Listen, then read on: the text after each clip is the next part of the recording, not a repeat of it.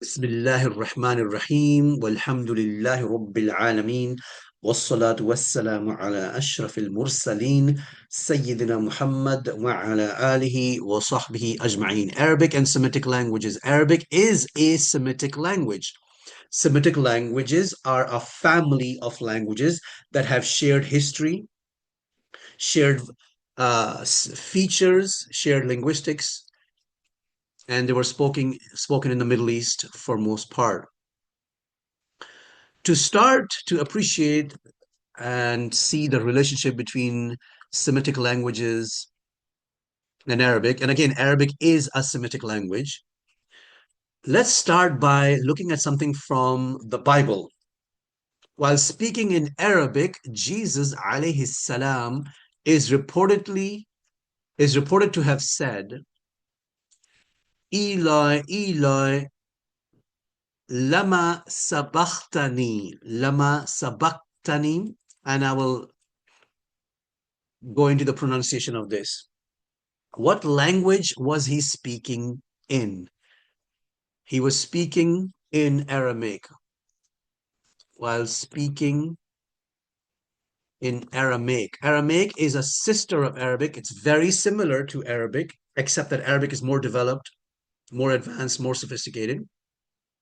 So if you know Aramaic, you can learn Arabic very quickly. And if you know Arabic, you can learn Aramaic very quickly because these are sister languages and they have similar root structure, similar verb structure. The verbal morphology is very similar. The sounds sometimes are similar. The sentence, the syntax, the inflection, very, very similar. So if you look at Eloi, Eloi, lama sabachthani. Let's look at this. Matthew chapter 27, verse 46. Let's assume for the sake of argument, Jesus said this as reported in what we now have as the Bible. We have no reason to believe that he didn't say it. It's probably true because we have to apply the principles of hadith science to prove that this Jesus he said it, and that's impossible to do because the Christians have lost their chains of narration. We just have to look at each word and say, yeah, he may have said it, probably said it, but we cannot say, Wallahi, I swear by Allah, Jesus said it. We can't, la najzimu. We don't accept it as 100% true, nor do we reject it as falsehood. It could be, it's a probability. But let's assume for the sake of argument that Jesus in fact did say it. Because it makes sense, it's consistent with Islamic theology, it's consistent with what we know about Jesus, doesn't seem to contradict. And it means, so Eloi, Eloi means, my God, why have you forsaken me? Why have you forsaken me? So they're about to attack and kill Jesus, and Jesus is trapped, assuming that's the true story. And he's calling out to God. He's not God. He's calling out to God. If he was God, why would he call out to God? This is a great proof, evidence that Jesus is not God. I don't know why they worship Jesus. So now if you look at, let's look at the linguistics, not the theology behind it. Theologically, this is another evidence that Jesus is not God. But I don't know why Christians seem to just like brush it aside. They come up with all kinds of linguistic gymnastics or all kinds of irrational reasons, play games with theology to justify why Jesus would say that, because this flies in the face of what they believe to Jesus to be. But it's perfectly in agreement with what we believe Jesus to be, which is a prophet of God who's calling God for help. Nothing wrong with that. That's how it should be. So now, if you translate, when I first read this, heard this, I was like, subhanAllah, this sounds so much like Arabic. What does it sound like? I will show you what it sounds like in Arabic, and I'll also looked it up in Arabic Bible, and it's amazing how similar it sounds to Arabic. What's remarkable is that if you know Arabic, you can still understand most of this Aramaic expression. That's because both Arabic and Aramaic are Semitic. They're sisters. Knowing one can help you with the other. If you translate it into Arabic, this is what it looks like. Let me make it a little bit bigger. If you look at this and compare it to the actual Aramaic, And I looked it up in one of the Arabic Bibles, and they pronounce sabaqtani as shabaqtani, shabaqtani. Sheen, they turn the S into sheen, and there's a very good reason for that. And this CH, they pronounce it as qaf. The Arabic Bible says shabaqtani. And Eloi is ilahi, my God, ilahi, ilahi. Lama is lima in Arabic. Very close, right? Lima, as you know, means why, for what reason. And you also have limada, which means why on earth or why in the world did you do this, for example. So lima, lama, so close. Shabach, that's the verb. If I were to say shabak, and then I add the fa'il ta, and then I add the object after the noon. So you got fi'il shabak, which in English they write as sabak, but in Arabic Bible they say shabak. Shabak sounds like a verb, three-lettered verb. The root is shin ba qaf. Ta is the you, anta, ta is the fa'il, the doer, and the noon is for protection, for linguistic reasons, and the ya is me. So it's taraktani in Arabic. Tarak, shabak, ta is there. Ni is also there. Tani is literally right there. Tani is right there, right? So it is so close to Arabic. I almost understood it, even though I have never studied Aramaic. I don't know anything about Aramaic. I would love to study Aramaic after this statement of Jesus, because I know we believe Jesus spoke, alayhi salam, spoke Aramaic. So, subhanAllah, I was just blown away, right? So, these are sister languages. The syntax, which is the word order. What is the verb? The word order, which is the syntax. In Arabic, verb, doer, object. VDO, verb, doer, object. This is the syntax in Arabic, but it's also the syntax in Aramaic and probably all the Semitic languages, which I don't know, I'm guessing, would have the same syntax, which makes it easier. Verb, doer, object. Shabak is the verb, doer is ta, and the object is ya. Taraktani, taraktani. Why did you forsake me? Why have you forsaken me? Jesus was calling out to God for help. Now, here's some Arabic Hebrew conversion, phonetic conversion. In Arabic, we say salam. In Hebrew, they say shalom, which is almost like shalam. So, what the Hebrews do is they say sheen when we say seen.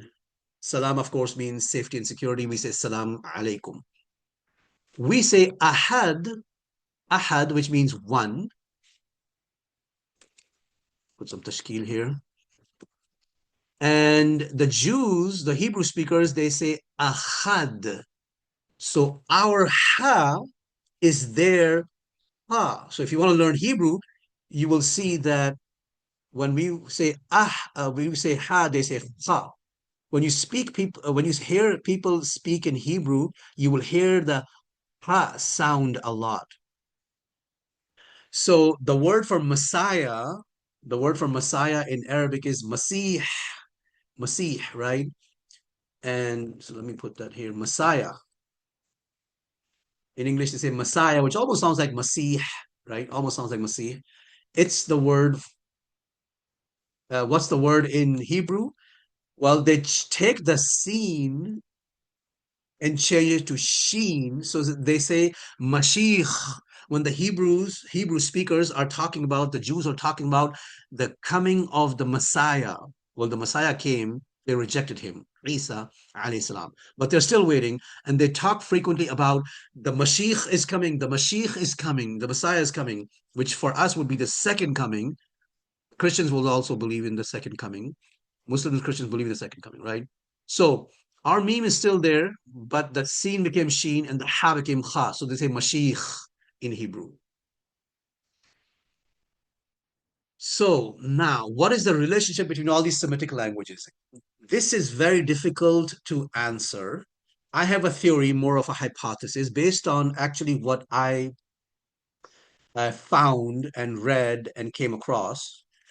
And the first language, right? Here's what I believe to be possibly or probably true.